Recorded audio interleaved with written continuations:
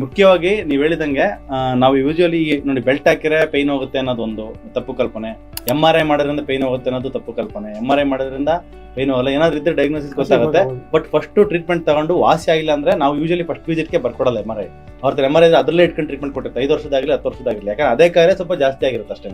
We should treat the patient not the MRI. ನಮ್ಮ professor ಹೇಳ್ಬಿಟ್ಟಿರೋದು ನಮಗೆ, ರೇಡಿಯೋಗ್ರಾಫ್ಸ್ treatment ಮಾಡಪ್ಪ, ನೀವು ಪೇಷಂಟ್ನ ಟ್ರೀಟ್ ಮಾಡೋದು. ಯಾಕಂದ್ರೆ ಪೇಷಂಟ್ನ ಓರನ್ ಸೋಲಾಗಿ ಟ್ರೀಟ್ಮೆಂಟ್ ಮಾಡಿದ್ರೆ ಅದು ಸರಿ ಆಗ್ತಾ ಹೋಗುತ್ತೆ ಅಂತ.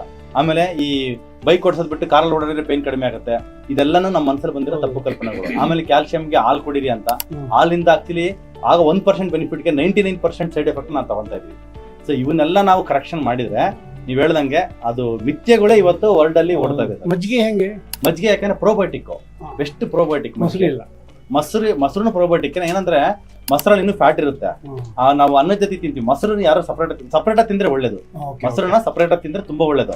ನಾವು ಅನ್ನ ಜೊತೆ ತಿಂತೀವಿ, ಅದು ಆಕ್ಚುಲಿ ಬೇಡ ಅಂತ. ನಾವು ಯೂಶಲಿ ಬೆಳಗ್ಗೆ 12 ಗಂಟೆ ಹಿಂಗ್, ಮಧ್ಯಾಹ್ನ ಟೈಮ್, ಸಾಯಂಕಾಲ 4 ಗಂಟೆ ಹಿಂಗ್ ಊಟ ಒಂದ್ 2 ಅವರ್ ಆದ್ಮೇಲೆ ಅವಾಗ ಒಂದು ಬೌಲ್ ಮೊಸರು ತಿನ್ನಿ ಅಂತ ಹೇಳ್ತೀವಿ. ಮೊಸರು ಏನು ಪ್ರಾಬ್ಲಮ್ ಇಲ್ಲ, ಮೊಸರು ಕಾಂಬಿನೇಷನ್ ಮಾಡಿ ತಿನ್ನೋದು. ಮಜ್ಜಿಗೆ ಯಾರು ಸಪರೇಟ್ ಕುಡಿಬಹುದು, ಮೊಸರು ಸಪರೇಟ್ ತಗೊಳ್ಳೋದು, ಅನ್ನಕ್ಕೆ ಹಾಕೊಂಡು ತಿಂತಾರೋ.